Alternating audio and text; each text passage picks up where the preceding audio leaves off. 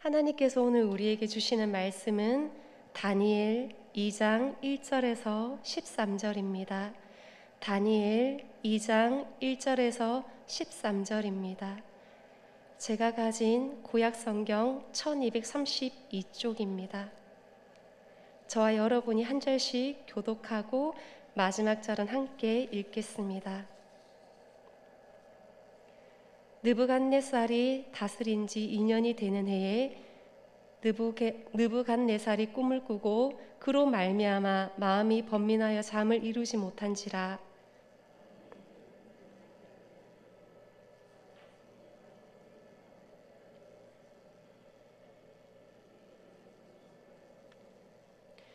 왕이 그들에게 이르되 내가 꿈을 꾸고 그 꿈을 알고자 하여 마음이 번민하도다 하니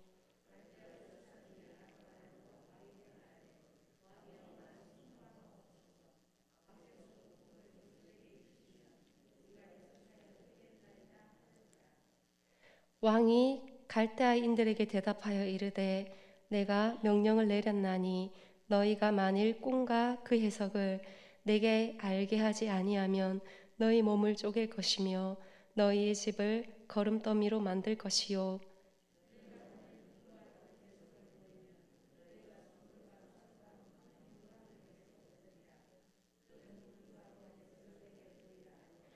그들이 다시 대답하여 이르되 원하건대 왕은 꿈을 종들에게 이르소서 그리하시면 우리가 해석하여 드리겠나이다 하니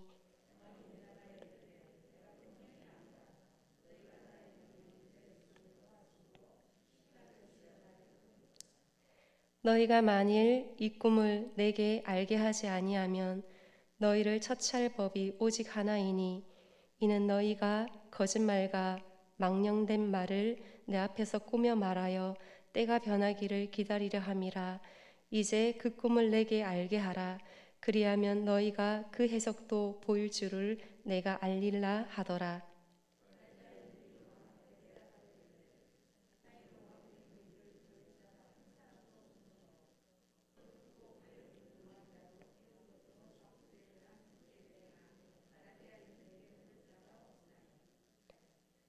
왕께서 물으신 것은 어려운 일이라. 육체와 함께 살지 아니하는 신들 외에는 왕 앞에 그것을 보일 자가 없나이다 한지라.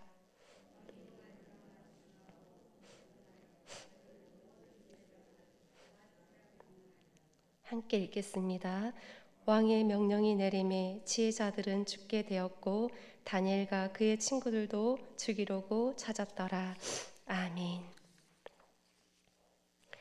하나님께서 이 새벽에 나오신 우리 성도님들에게 복을 주시기를 원합니다. 다니엘과 세 친구가 바벨론의 포로로 잡혀갔습니다. 그리고 이 세 친구가 3년 동안 바벨론 학문을 공부하게 됩니다. 공부가 다 끝나고 이제 바벨론을 위해서 일하는 국가 공무원이 됐는데 마침 그때 이 바벨론 왕이 꿈을 꾸게 되죠. 1절에서 바로 그 이야기를 하고 있는데요. 느부갓네살 왕이 꿈으로 인해 마음이 아주 번민하여 잠을 이루지 못했다라고 말하고 있습니다. 한 나라의 왕 정도이면 모든 걸 다 이룬 사람이 아닙니까? 재력, 권력, 모든 것을 다 얻은 사람, 모든 것을 다 성취한 사람입니다. 또 바벨론은 그 당시에 가장 큰 국가가 아니었습니까? 그런 나라의 왕이니까 가지지 않는 게 뭐가 있겠습니까? 그 정도 되면 대단히 행복하겠다, 아무 걱정이 없겠다, 우리는 그렇게 생각하는데요. 그렇지가 않습니다. 걱정이 오히려 더 많아요. 근심이 더 많아요. 두려움도 더 많아요. 내일, 모레, 내년, 10년 후 많은 땅, 많은 권력을 가진 이 바벨론 왕이 지금 마음의 걱정이 태산 같은 거예요. 그 걱정은 뭐냐? 오늘 본문 29절에서는 왕이 침상에서 장래일을 생각하실 때에 라고 기록하고 있습니다.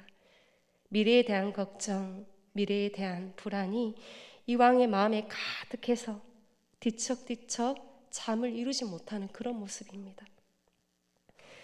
느부갓네살 왕은 땅이 어마어마하지 않습니까? 땅 부자입니다.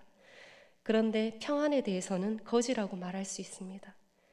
여러분, 부자의 종류는 많이 있습니다. 부자하면 딱 하나만 떠올리시면 안 됩니다. 부자의 종류가 참 많습니다. 땅 부자, 돈 부자도 있지만 평안 부자, 믿음 부자도 있습니다. 그래서 혹 어떤 사람이 여러분들에게 너 부자냐? 너 부자가 되고 싶으냐? 그러면 뭐라고 얘기해야 되겠습니까? 너 도대체 어떤 부자를 말하는 거냐? 부자에는 종류가 많다는 것을 가르쳐 줄 수 있어야 할 겁니다.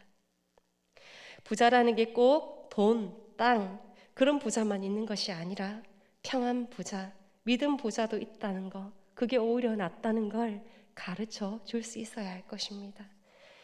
이 새벽에 나오신 우리 성도님들은 특별히 평안 부자, 믿음 부자가 되시기를 바랍니다. 느부갓네살은 정말 땅 부자입니다. 돈 부자입니다. 그런데 평안에 있어서는 평안 거지, 믿음 거지, 그렇게 얘기할 수 있을 겁니다. 그래서 좋은 침상에 누워가지고 잠이 안 오는 겁니다. 불안해가지고. 많은 땅을 차지하고 있는데 또 누가 공격해 와서 전쟁을 일으켜서 그 많은 땅을 빼앗아 갈지, 신하들 중에서 또 누가 갑자기 배신해서 자신을 암살할지 모르잖아요. 그러니까 그 좋은 침상에 누워가지고 잠이 안 오는 겁니다. 이런 걱정 저런 걱정 하다가 잠깐 잠이 들었죠. 그리고 꿈을 꾸게 되는데요, 그 꿈을 딱 꾸고 나니까, 그 꿈 딱 꾸고 일어나니까 도무지 이제 더 이상 잠을 잘 수가 없는 겁니다. 자, 2절과 3절을 보실까요? 제가 읽겠습니다. 왕이 그의 꿈을 자기에게 알려주도록 박수와 술객과 점쟁이와 갈대아 술사를 부르라 말하매 그들이 들어가서 왕의 앞에 선지라. 왕이 그들에게 이르되 내가 꿈을 꾸고 그 꿈을 알고자 하여 마음이 번민하도다 하니, 자신이 꾼 꿈, 그 꿈의 의미를 알고 싶어서 지금 마음이 어쩔 줄 모르는 그런 상황입니다. 그래서 자기가 꾼 꿈과 그 꿈의 해석을 알려줄 사람을 찾죠.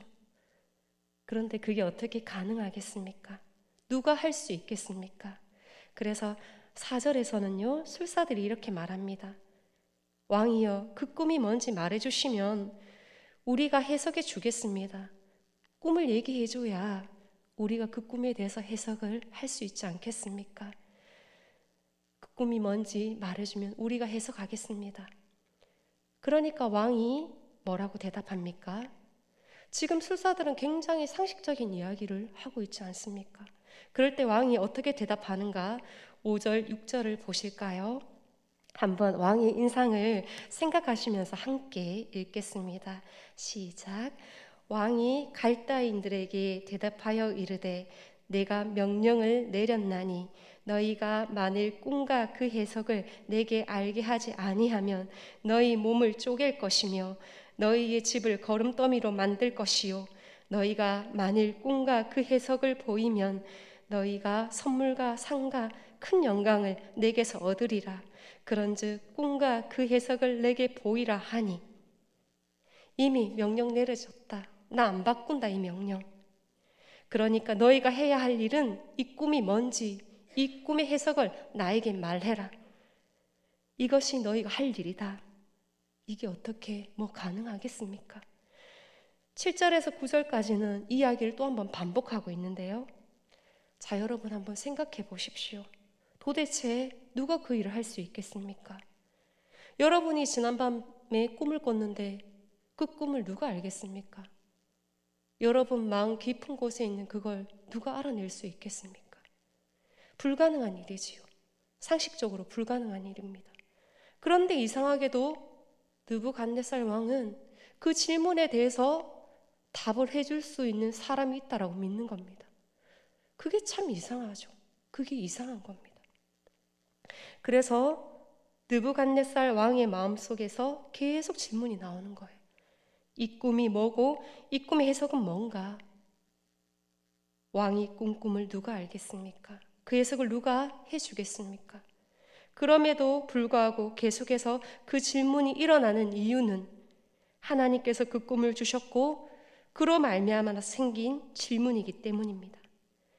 그래서 상식적으로는 안 맞는 질문인데도 하나님께서 넣어주신 질문이기 때문에 느부갓네살 왕은 그 질문을 멈출 수가 없는 겁니다. 그로 말미암아서 어떤 일이 벌어지는가? 그로 말미암아서 술사들이 다 가짜다, 이것이 드러납니다. 능력이 없다 하는 걸 결국 바벨론 술사들이 고백하고 마는데요. 자, 11절이 바로 그 장면입니다. 11절도 같이 한번 읽겠습니다. 시작. 왕께서 물으신 것은 어려운 일이라 육체와 함께 살지 아니하는 신들 외에는 왕 앞에 그것을 보일 자가 없나이다 한지라. 왕이 요구하는 거 할 수 있는 사람은 아무도 없습니다. 왕이 지금 요청하는 걸 해결해 줄 수 있는 사람, 이 땅의 신은 아무도 없습니다. 그리고 하는 말이 육체와 함께 살지 아니하는 신들은 할 수 있다, 그렇게 말하죠. 육체와 함께 살고 있는 신은 안 된다는 겁니다. 이 말이 무슨 말인가요? 자기들이 신전을 만들어 놓고 거기에 우상을 세워놓고 바벨론 술사들이 늘 거기 가서 빌고 또 형식을 취하고 거기 가서 미래의 점도 치고, 이게 자기들하고 같이 있는 신들이 아닙니까? 바벨론 신들이죠. 그런데 그런 신들 말고 자기들과 함께 있었던 그런 육체와 함께 있었던 신들 말고 육체와 함께 있지 않는 신들, 다시 말하면 우리가 모르는 신들은 아마 그걸 할 수 있을 겁니다. 그동안 신전 세워놓고 우상 세워놓고 섬겼던 신들은 다 가짜다, 능력이 없다, 이걸 지금 스스로 인정하고 있는 겁니다. 우리가 섬겨왔던 신은 왕이 지금 요구하는 질문에 답을 줄 수가 없다, 그 얘기죠. 지금 느부갓네살 왕은 이전에도 한 번도 해보지 않은 그런 질문을 던지면서 새로운 국면으로 들어가고 있습니다. 우리의 신앙의 삶이 새로운 국면으로 언제 들어가느냐? 이전에 한 번도 해보지 않았던 질문을 던질 때, 그때 우리의 삶은 새로운 국면으로 들어갈 수 있습니다.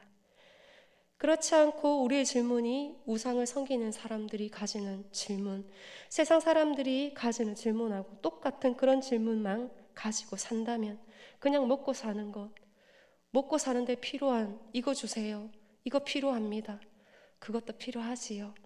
하지만 계속해서 표면적인 어떤 질문, 물질적인 어떤 질문만 가지고 살면 우리의 삶에 새로운 국면이 열리지가 않습니다. 그래서 우리는 마음 깊은 곳에서 하나님만이 답을 주실 수 있는 그런 질문을 계속 던져야 하는 것입니다. 얼마 전에 60대 한 남자분의 이야기를 우연히 들은 적이 있습니다. 이 남자분은 신앙생활을 하는 분이 아니었습니다.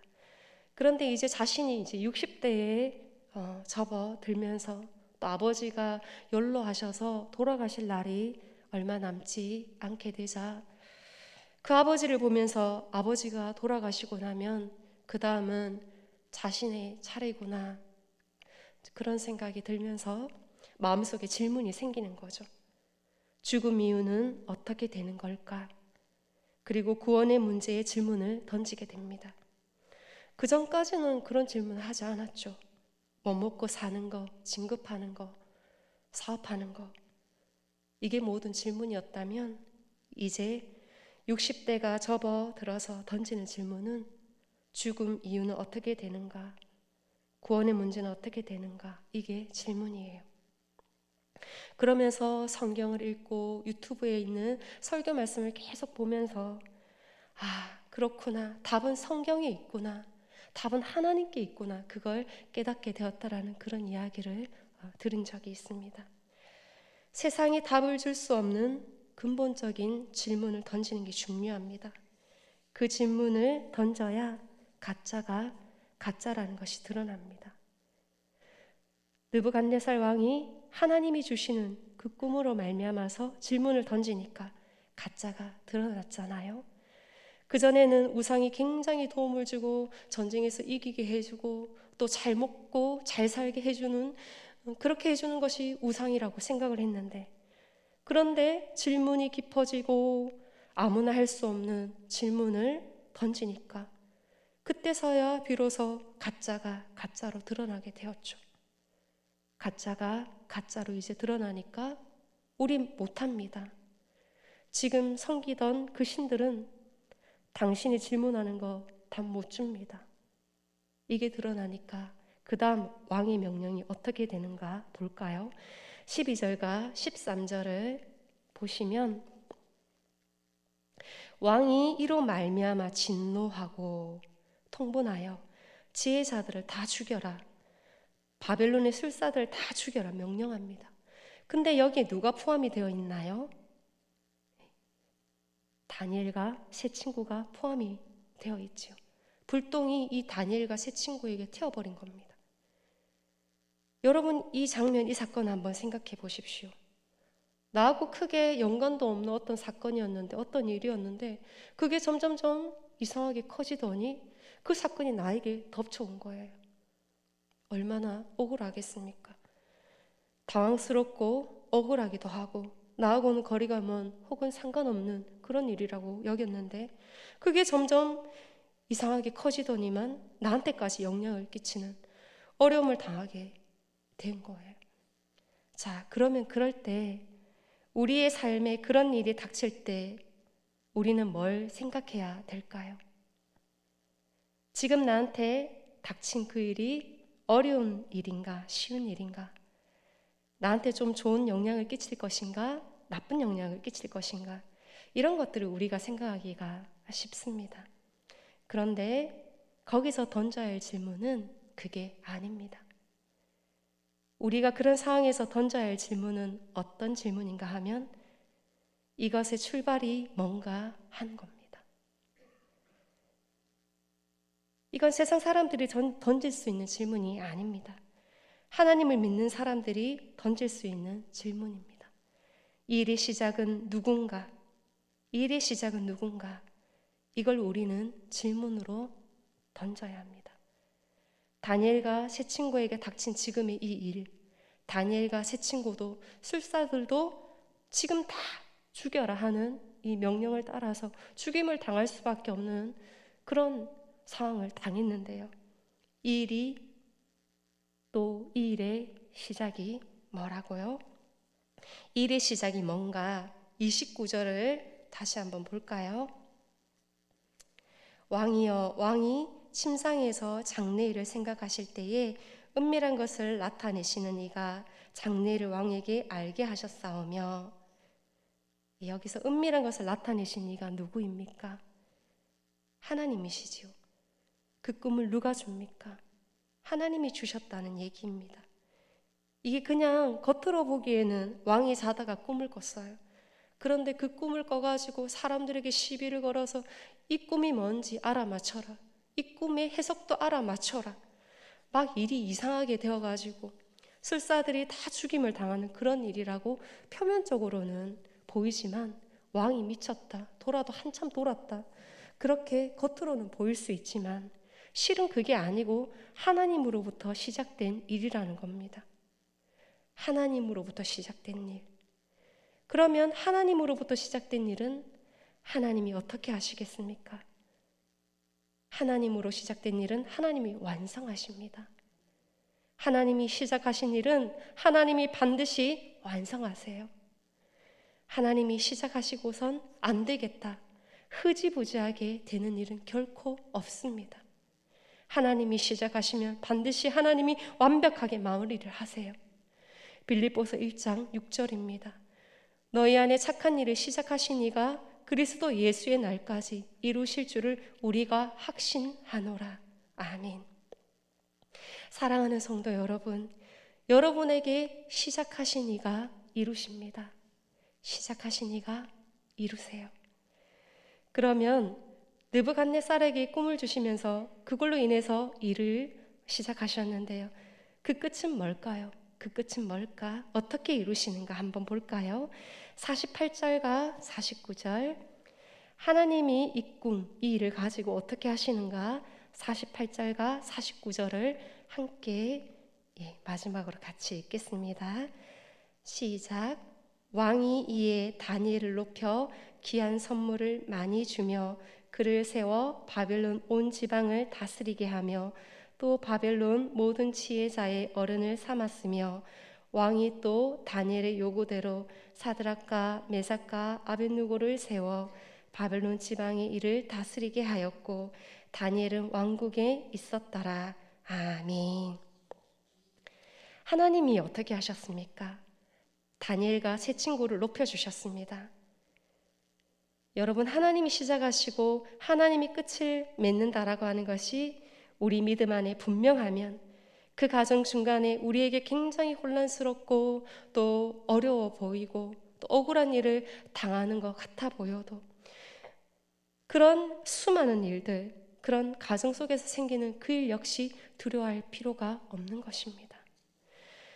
하나님께서 시작하시고 그리고 끝을 맺으신다는 게 우리에게 분명하면 그러면 그 가정 속에 어떠한 일이 있어도 우리는 하나님 바라보고 하나님을 신뢰할 수 있게 되는 것입니다.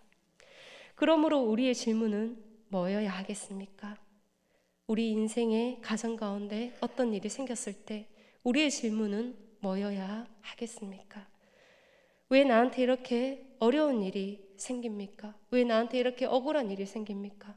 나는 하나님 잘 믿는데 왜 이 일이 나에게 생겼습니까? 이게 우리의 질문이 아닙니다. 그 질문은 세상 사람들도 다 하는 질문입니다. 하나님 안 믿어도 그런 질문 다 합니다. 우리의 질문은 달라야 합니다. 그러면 우리의 질문은 무엇입니까? 이 일의 시작은 누구인가? 이것입니다. 이 일의 시작은 누구인가? 그럴 때 그 질문을 통해 하나님이 시작이시구나 하는 답을 얻으면 그러면 그 중간에 가정 속에 있는 이 상황 속에서 하나님을 끝까지 바라보고 신뢰할 수 있게 되는 겁니다. 하나님이 주실 수 있는 답이 있습니다. 하나님만이 주실 수 있는 답이 있습니다. 세상이 줄 수 없는 답, 그런 근본적인 질문을 던지시면서 하나님이 주시는 그 답을 가지고 오늘도 그 하나님을 바라보고 신뢰하며 살아가는 저와 여러분들이 다 되시기를 축복합니다.